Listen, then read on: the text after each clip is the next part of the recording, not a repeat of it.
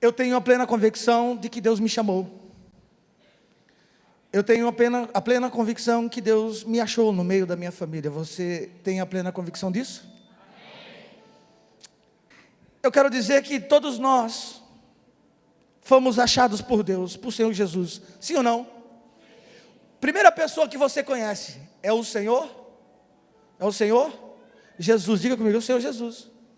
Porque alguém apresenta Deus para você? Não, eles apresentam o Senhor Jesus.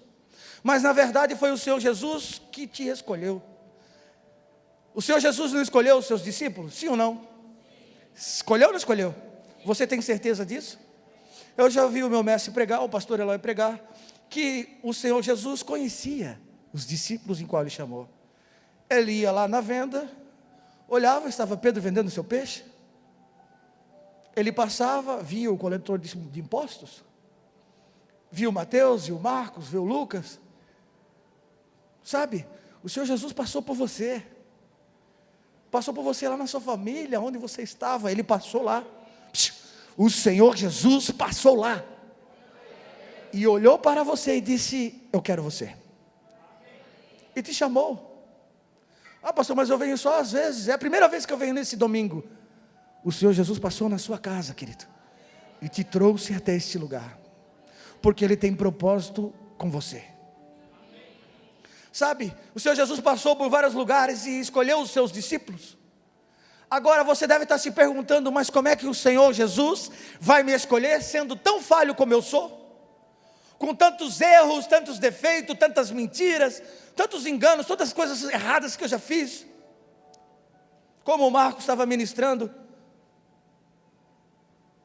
que para Deus não tem diferença de pecado, mas tem diferença de consequência.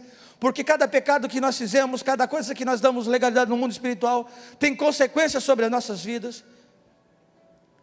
Mas o Senhor Jesus não olhou para nada disso, Ele olhou para você, porque o seu pecado Ele já resolveu na cruz do Calvário. Quando o Senhor Jesus passou na sua casa e te escolheu, quando Ele te escolheu, foi a mesma coisa que Ele fez com Pedro. Você quer ver?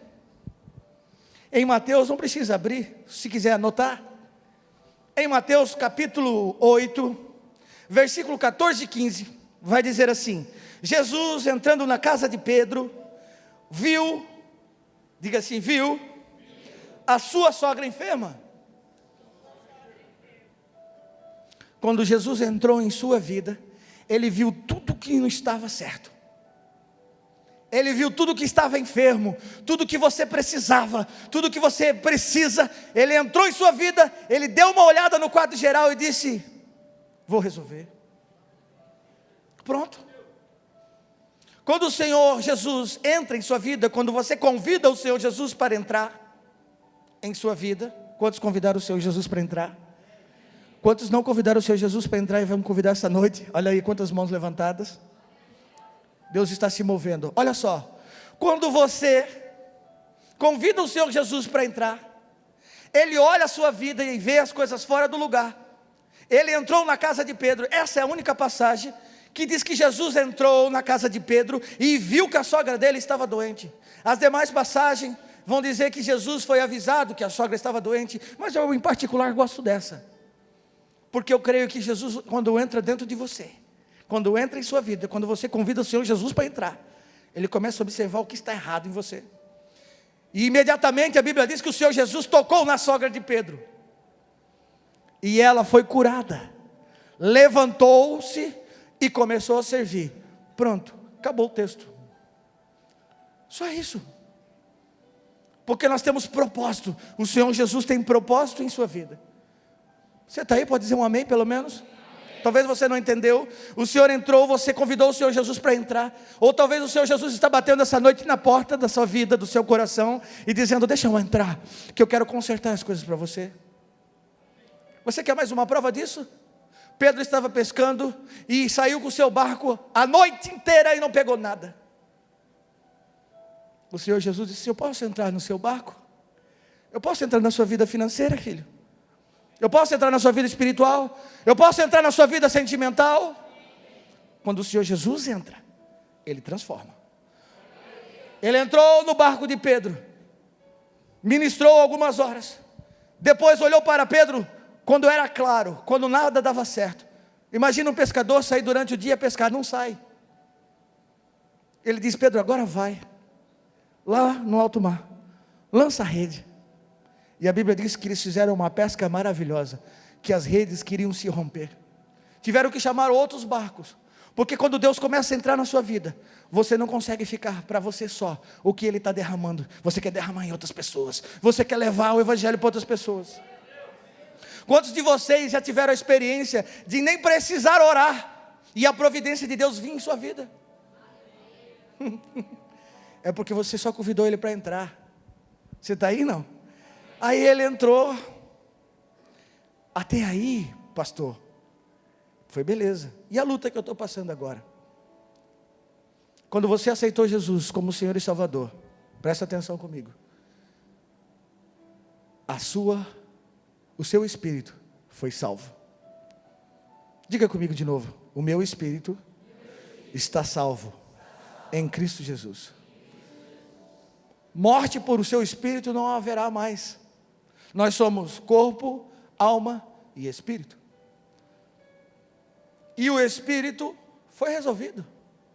Mas agora você tem uma decadência dentro de você que se chama alma. O Marcos estava dizendo: Deus, o único Deus que existe em nossa vida é o Deus do eu. Tudo que você é, tudo que você pensa, tudo que você tem atitudes para fazer, a sua alma, o seu eu. E Deus quer transformar o seu eu. Para quem ouviu o pastor Eloy ministrando quinta-feira, este é o ano de alinhar as nossas vidas com o propósito de Deus. O seu eu precisa ser tratado. A sua alma precisa se converter. Diga assim: eu vou discipliná-la. Porque eu vou. Você consegue dizer isso? Eu vou. Porque eu vou. Eu não vou passar 2016 como eu passei 2015. Eu não quero viver as coisas espirituais que eu vivi em 2015. Quem vive no passado, meu amigo, é museu.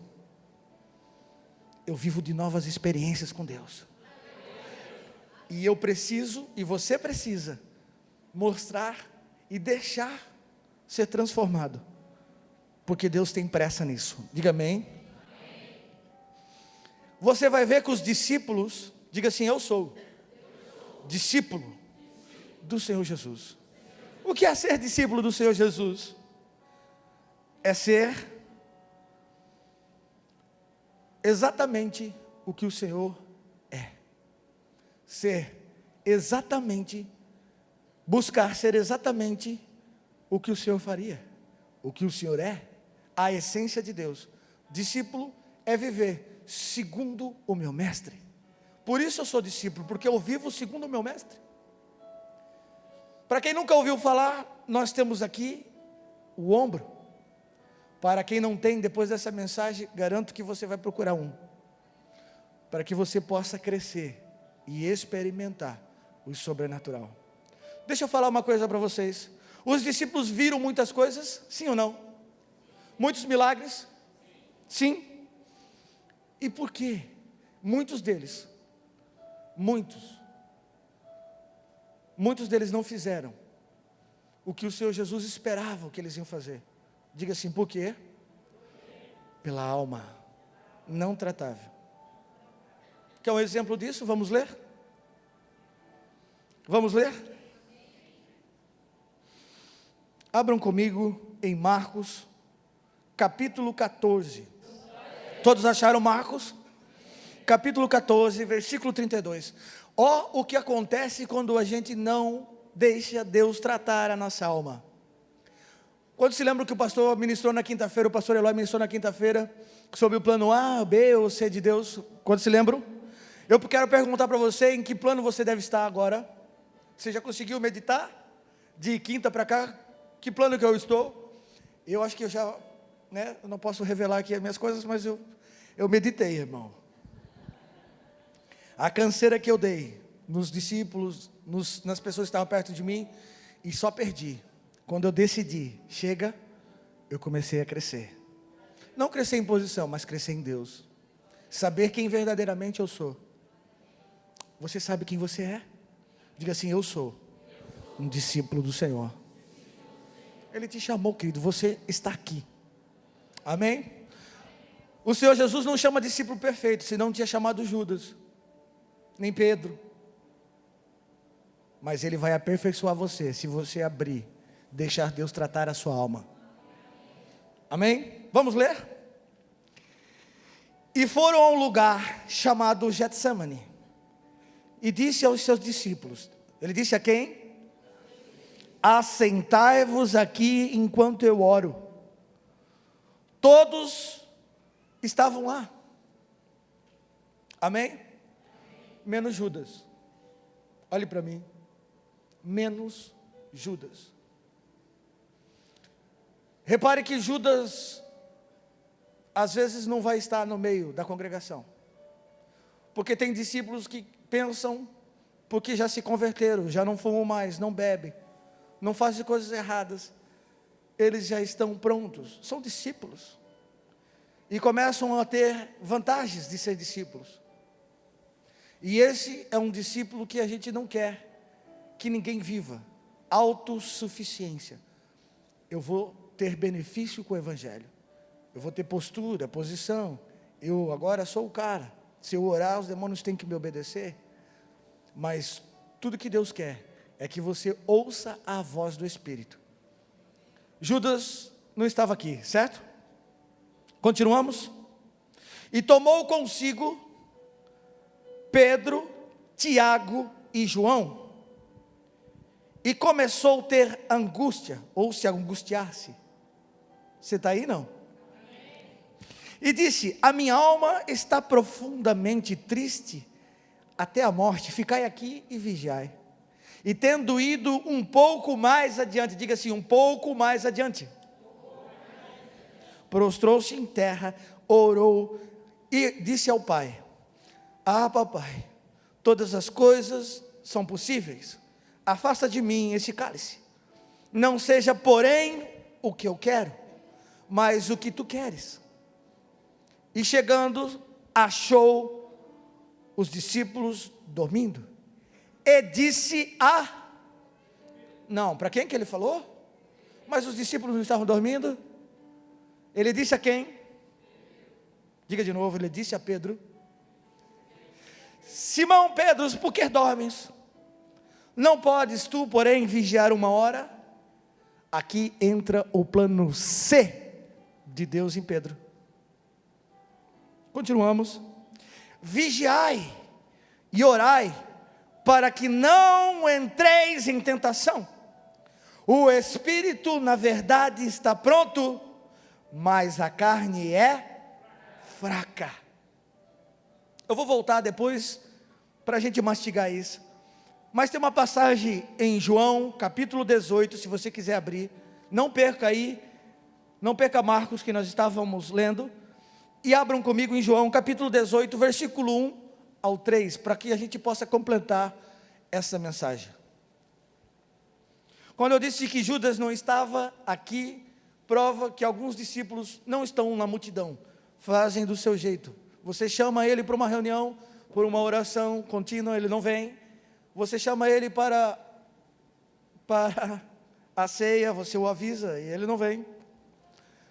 E infelizmente, o retrato das nossas decisões, elas têm consequência no mundo espiritual.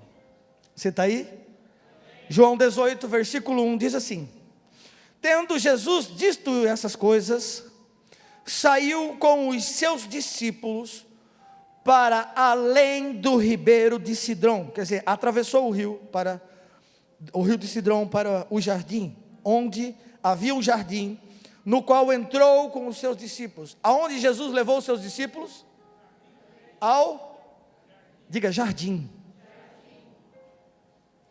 E Judas, que ia o trair, também conhecia aquele lugar, porque Jesus muitas vezes se ajuntavam ali com os seus discípulos. Olhe para mim.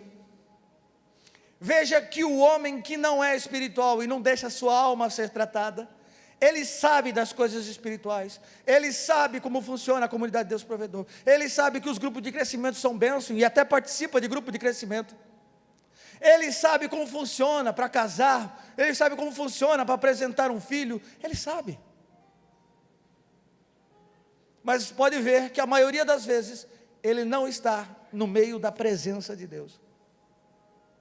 Você vai ver aqui Judas vendendo Jesus, sabia onde Jesus ia estar.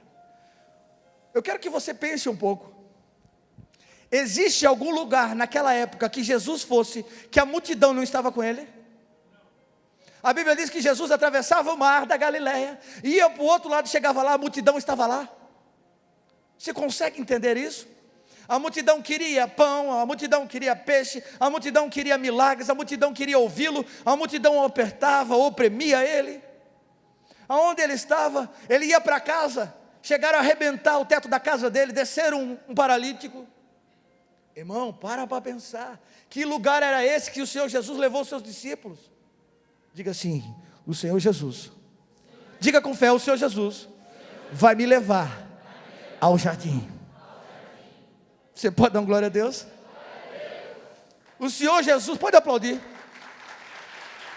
O Senhor Jesus está interessado em te levar num lugar onde ninguém te toque.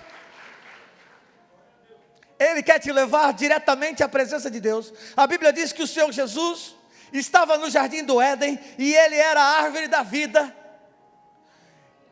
Quem mais que o Senhor Jesus para levarmos nós para o jardim? Você é discípulo? Amém. Discípulo? Amém. Jardim.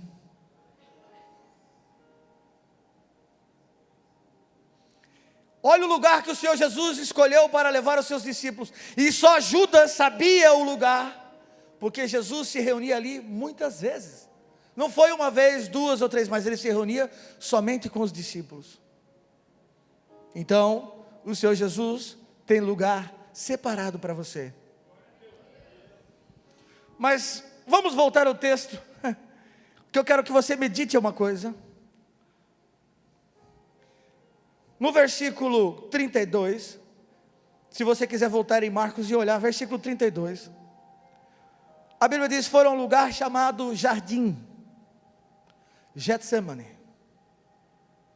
Ou ele falou, foi ao Getsemane, Getsemane ou Jardim? Getsemane, porém existia um, e ele deixa os seus discípulos, a grande massa, embaixo, e leva 3 consigo. Quem que ele levou? Vamos lá, pessoal, Pedro, diga assim, eis-me aqui. Ele levou 3, que já tinham experimentado grandes experiências com ele, coisas espirituais, eles viram com seus olhos, eles criam, irmãos, eles criam no sobrenatural. O Senhor Jesus, quando, quer ver uma prova disso? Jesus no monte da transfiguração, quem estava com ele? E os outros? Está na grande massa, não quer dizer que você está bem. Você está aí? Mas eu vou estar, diga assim, eu vou estar. 2016, eu vou estar no cume do monte. Você está aí? Não. Você pode dizer glória a Deus? Foi assim no monte da transfiguração. Foi assim na grande pesca maravilhosa, não foi? Quem estava lá? Você não sabe? Eu vou chamar as crianças lá que elas sabem. Elas cantam até a musiquinha. Pedro, Tiago, João no barquinho. Diga assim, Pedro, Tiago e João.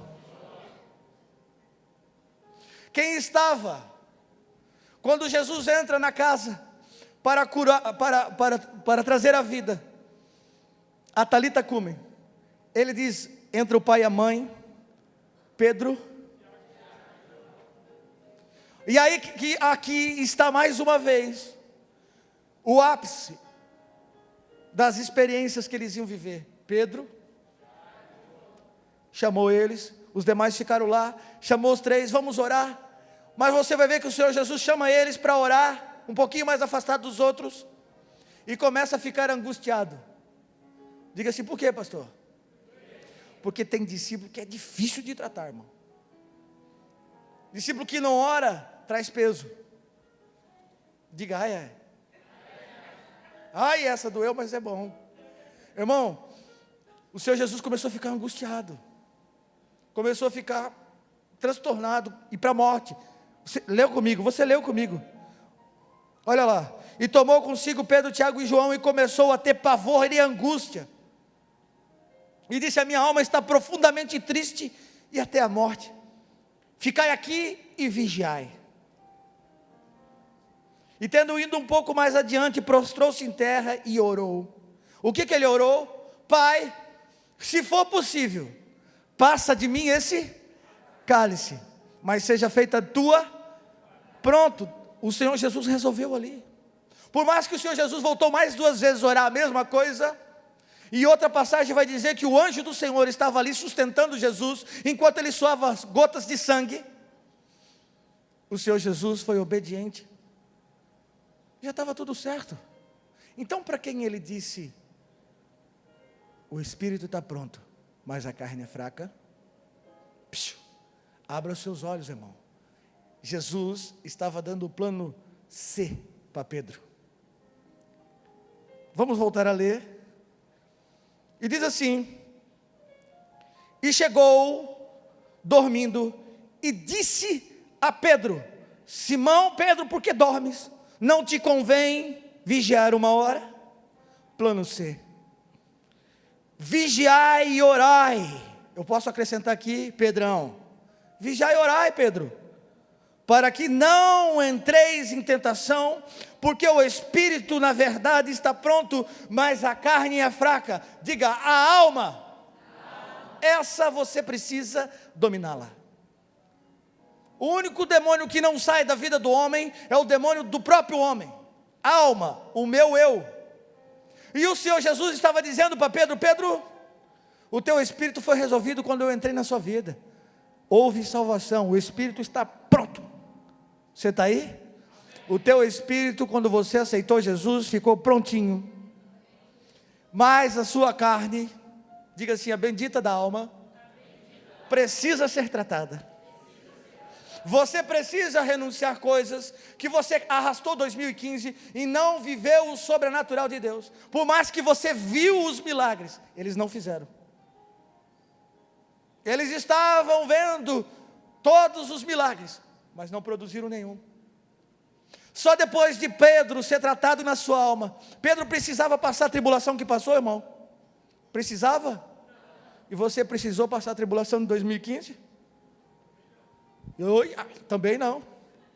Mas eu passei, não foi assim? Eu estou falando nós, irmãos. Pare para pensar, medite em você. Quantas coisas você passou em 2015 e você foi alertado, alguém falou com você, um líder, uma mensagem, algo que você ouviu de alguém, Deus estava falando com você e você fez que nem Pedro, plano A, B, C. Em que plano você se encontra em 2016? Quanto você precisa sofrer para entender que Deus tem pressa em transformar a sua alma. Deus tem pressa em alinhar o seu projeto, o propósito da sua vida com o propósito dele. Você fica correndo, eu e você ficamos correndo atrás das coisas, mas a Bíblia diz que elas nos seguirão. Elas nos seguirão e nos acharão. A Bíblia diz que Deus dá aos seus filhos enquanto dorme. Você dorme aí?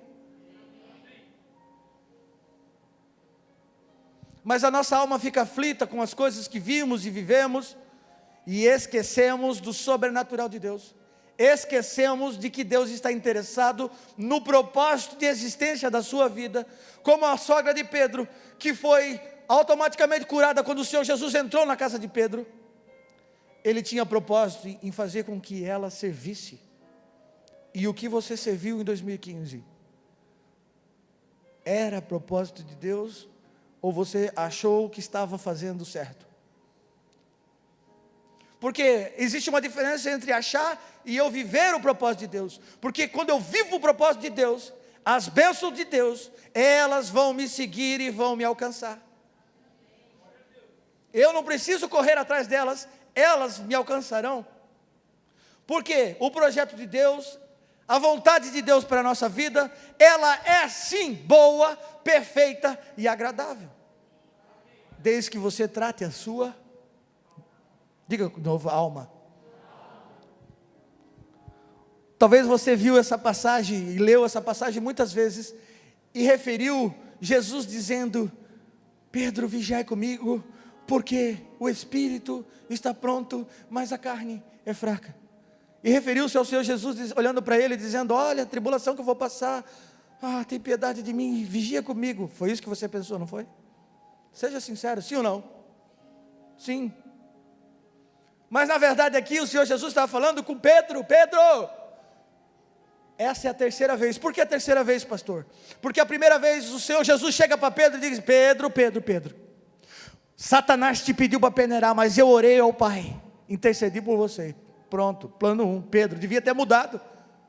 Aí o Senhor Jesus explicando: olha, eu vou ser morto, essa noite eu vou ser entregue, vou ser açoitado, surrado, crucificado, vou entregar a minha vida, vou entregar a minha vida por amor a vocês. E Pedro disse: não vou deixar, eu não te negaria, eu vou passar a faca, eu não vou deixar, eu nunca vou, não, rapaz, Jesus. Aí Jesus olha para Pedro e diz: Pedro, antes que o galo cante, você vai me negar 3 vezes. Mas essa não foi a determinação do Senhor Jesus. Sabe, a gente faz muitas coisas erradas, e nós sabemos que o resultado, a colheita é ruim, mas essa não é a determinação de Deus para a sua vida, não é o projeto de Deus para a sua vida. Jesus não queria que Pedro se arrastasse e vivesse o que viveu. Deu a terceira chance, diga assim, plano C. Levou os 3 consigo, olhou para Pedro e disse: Pedro, não te cabia vigiar 1 hora? Porque Pedro, o teu espírito, quando eu entrei na sua vida, está resolvido, mas a tua carne, ela é fraca. Sabe, por causa da nossa carne, por causa das nossas decisões, irmão, não estou falando de pecado, estou falando de decisões. Por causa das nossas decisões, 2015 não foi melhor, porque a Bíblia diz que nós somos raça eleita, povo adquirido, nação santa, que nós vamos viver o melhor dessa terra, comer o melhor dessa terra. São várias promessas de Deus. E por que não vivemos 2015? Diga assim: por causa das nossas decisões. O Senhor entra com plano C, B, A, B, C, D, F em sua vida, entra, porque Ele tem pressa em alinhar a sua vida no projeto que Ele tem. Pedro não precisava passar por o que passou, olhar para o Senhor Jesus, depois de ter negado, sentiu tremenda dor na sua alma. Sabe, muitas vezes a gente tem que apanhar para aprender. Quantos gostam de apanhar? Quando eu era pequeno, santo Deus, eu corria, mas não adianta, a vara pegava de longe. Quantos de nós, pergunta que eu quero fazer para você: quantos de nós precisamos apanhar 2016? Apanhar no sentido de ter mais um ano frustrado, de sonhos, projetos não realizados. E muitas vezes a gente pergunta: por que meu marido não se converteu ainda? Por que eu ainda sou assim? Por que eu ainda não tenho mais de Deus? Por que eu não sei falar de Deus, as coisas que eu já aprendi? Porque ano de 2015, irmãos, foi um ano de enxurrada de conhecimento de Deus para nossas vidas. Mas o quanto que nós praticamos do que recebemos?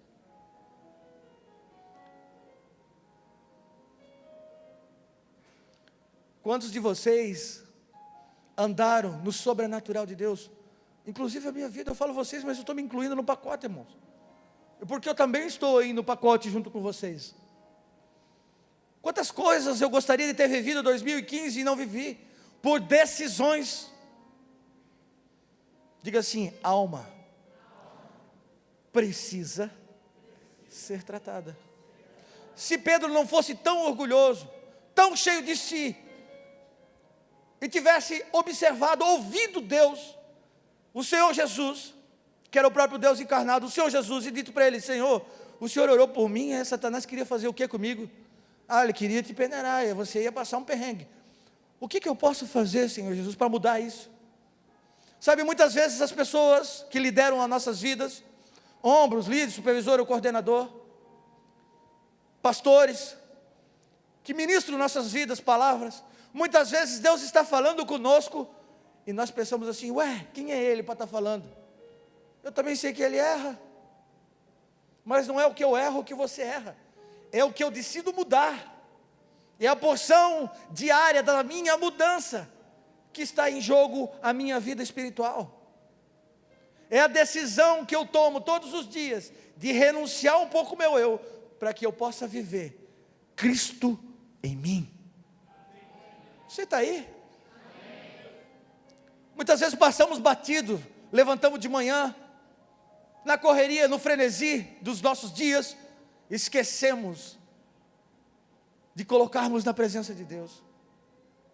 O problema é que nós somos homens espirituais, vivendo dentro de vaso de barro. Não esqueçam disso. Você estava em Deus, e você foi gerado em Deus, e Deus permitiu que você viesse a esse tempo, a essa terra, a essa família que você está, porque Ele tem um propósito em 2015, 2016, e sabe lá quanto tempo você tem de vida.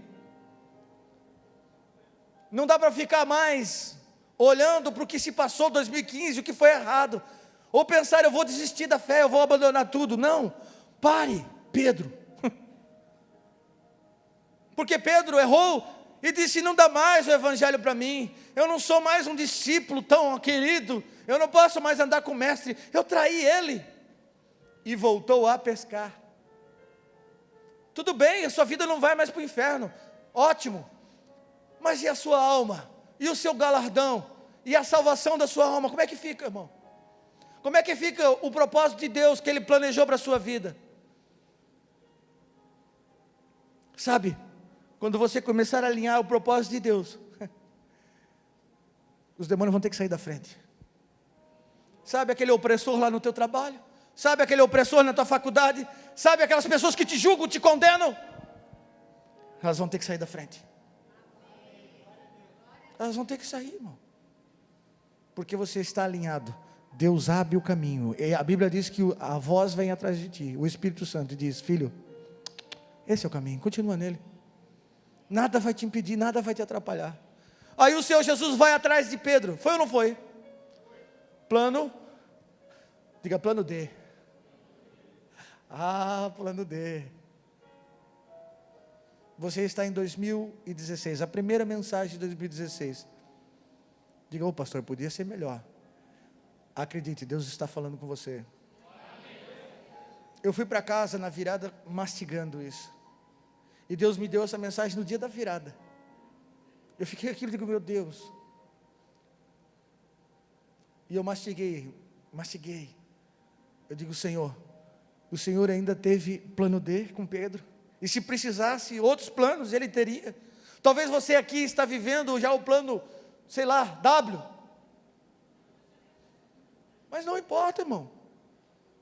Sabe, muitos falam: porque acabou. Irmão, eu fui 3 vezes para o encontro com Deus. Esta pessoa que lhe fala: eu era tão bonzinho, fui 3 vezes. Mas a hora que Deus te pega, a hora que você entrega a sua alma, meu irmão, Ele começa a fazer uma transformação na sua vida.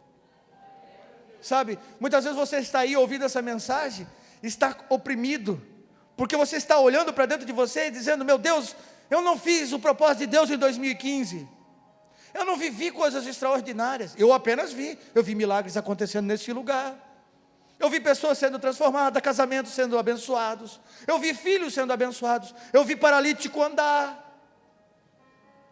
Ué, você não viu?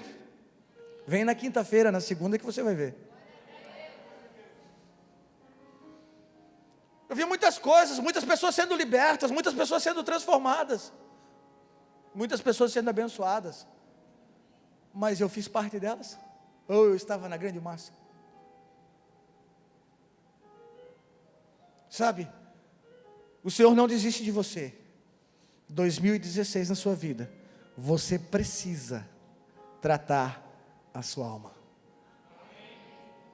Não leve de qualquer jeito 2016. A gente fala 2016, e eu estava falando com uma coordenadora hoje, depois do culto, e ela disse, olha, geralmente quando é a primeira mensagem, a gente toma uma postura, não, 2016, vai. Eu vou fazer tudo diferente, eu vou buscar a Deus, eu vou perguntar o que eu preciso fazer, eu vou perguntar para alguém vai ser meu ombro, e eu vou dizer para essa pessoa, olha, fala que eu vou mudar o que for preciso, eu vou viver o extraordinário de Deus, eu vou fazer. Mas quando chega lá em junho, julho, você já se esqueceu disso. Mas quando o Senhor marcar a sua vida, você nunca mais vai voltar pelo mesmo caminho. Você não consegue voltar para o caminho que você viveu. Sabe, projetos de 2015 que você não viveu, coisas que você queria viver e não viveu, elas vão ser possíveis quando você entregar a sua vida. Uma oferta viva, perfeita e agradável a Deus. A sua vida. O Senhor Jesus te espera. Essa não é uma mensagem para humilhar, nem para ofender alguém, mas para te trazer a consciência que o Senhor quer fazer da sua vida um projeto, um discípulo. Não seja um discípulo que atrasa, porque você vai sofrer. Seja um discípulo que abre a sua alma e deixa Deus tratar. Amém?